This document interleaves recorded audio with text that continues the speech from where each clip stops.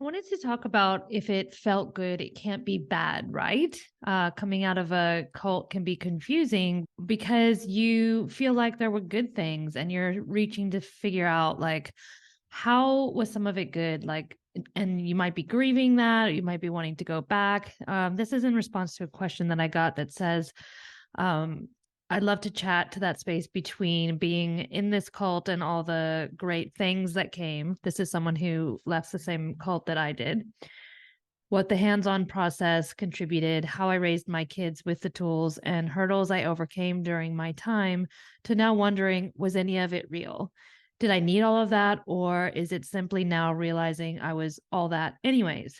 It's the space between what I thought this cult taught me or what I always knew, yet didn't know how to be. I'm sure that sounds confusing in itself. Was it all a lie?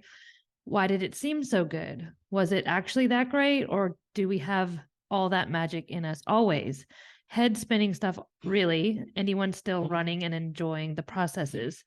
So, first of all, this is a question I get a lot, which is, do you still use the tools or processes from the cult?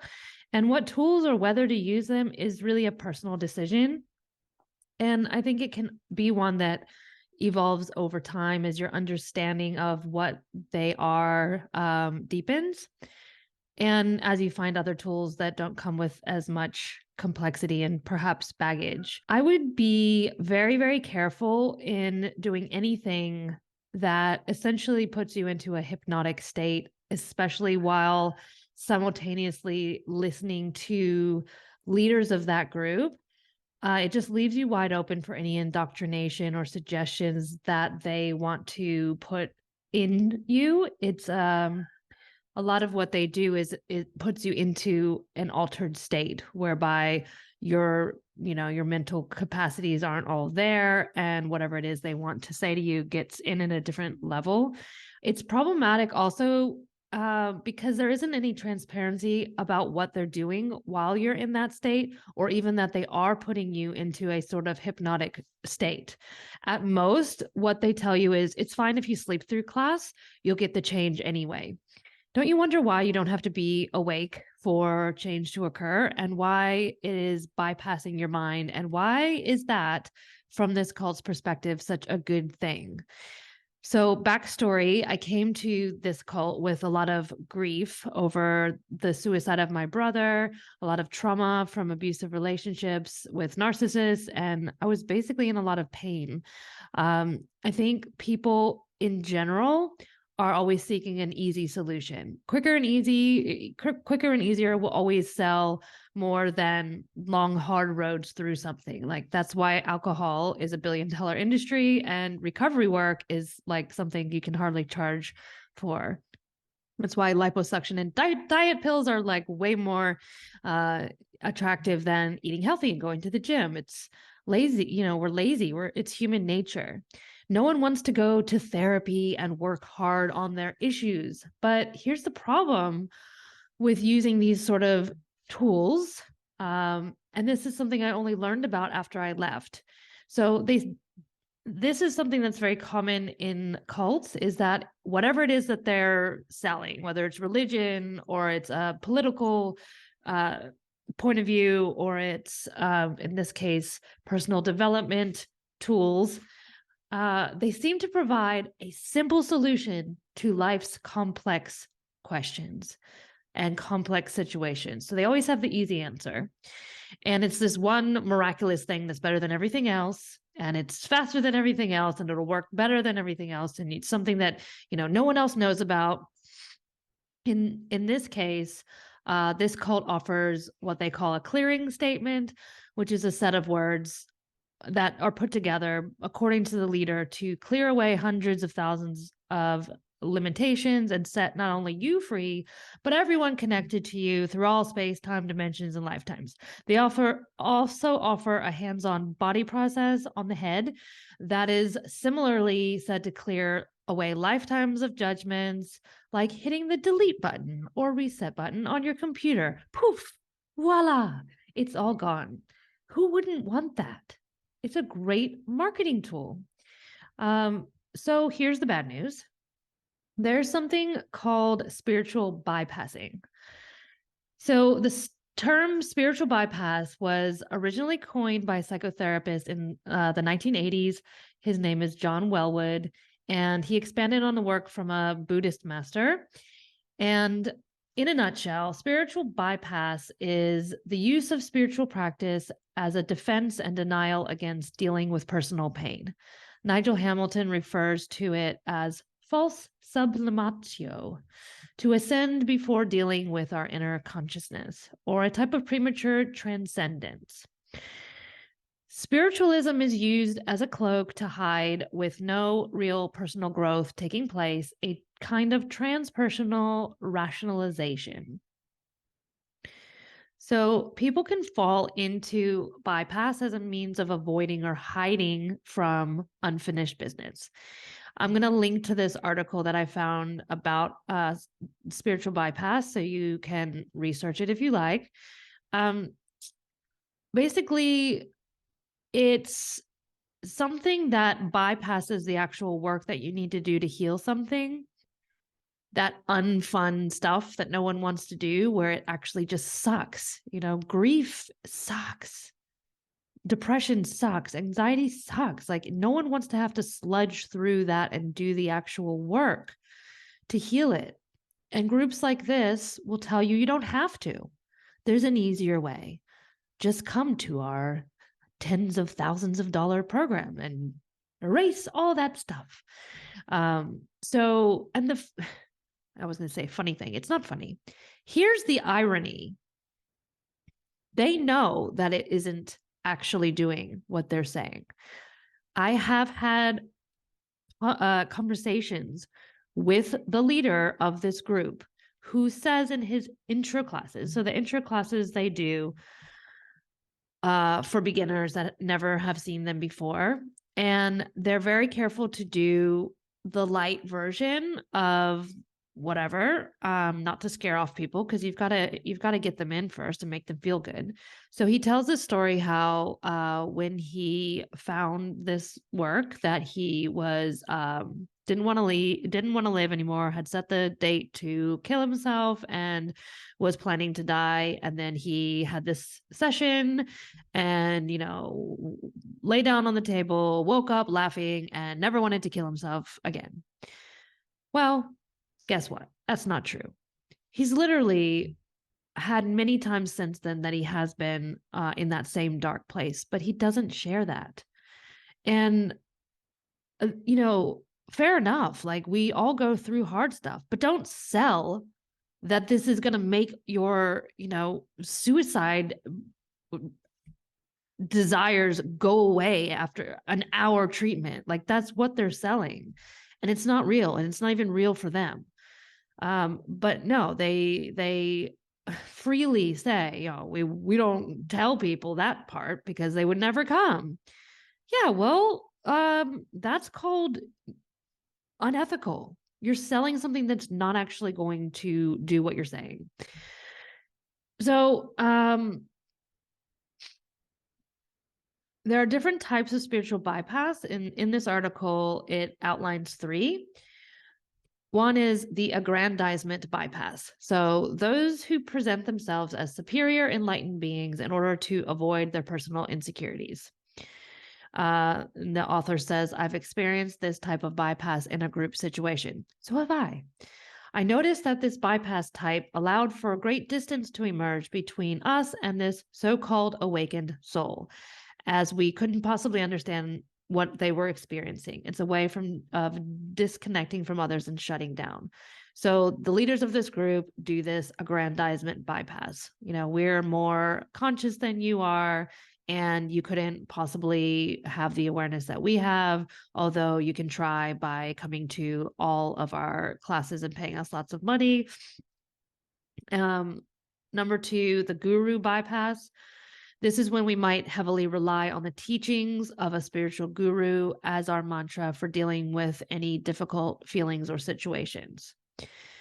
Having a mentor can be useful, but when we become dependent, we begin to lose sight of ourselves and our own spiritual identity.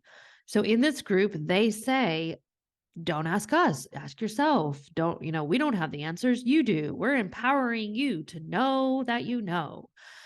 But if you actually go to the class and you watch what happens, you get up to the microphone and you ask the leader a question, and they give you, even if it's in the form of a question, it's like Jeopardy or something, they're giving you their answer. And if you answer in a way that doesn't match what they want you to say, they will spin it so that until you do, you feel like they will kind of give you a look like, really? Or everyone will laugh because clearly you're not as on point as they are and they know the answer. Like it's subtle in a way, but when you watch it happening, it's very obvious. It's like, why are we getting up to ask this person a question about our life? And there's people that have done this about medical conditions going on in their body. And they'll get up and they'll say, what's going on with this? And the guru will tell them what's wrong with their body. Now, this is problematic. This guru has no credentials to peer into your body and tell you what it is. The guru should be telling you to go to a doctor and get it checked out, or asking you about your symptoms and finding out more information, not telling you what it is, or giving you a line like, what are you dying to get out of?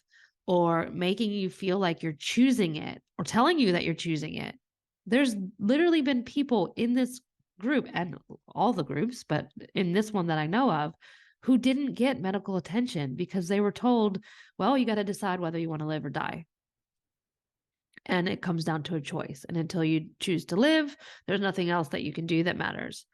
And they're now dead. So, I mean, okay, maybe a better advice would have been go to a doctor and find out what's wrong with you, get medical treatment if it's available. And, in the meantime, I'm here for you to listen and be comforting for you. But I'm not going to tell you you have to choose to live, because you're clearly choosing to die. And this is just a choice.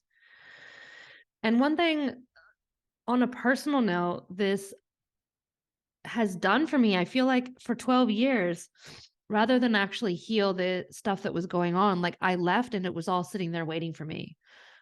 I thought I was working on my stuff. Like it wasn't all sunshine and roses either. Like there was so many classes and private conversations I had that were horrible, just torturous. I mean, I cried for days. I was suicidal. Like it wasn't, maybe didn't do a good job of bypassing because it was really rough.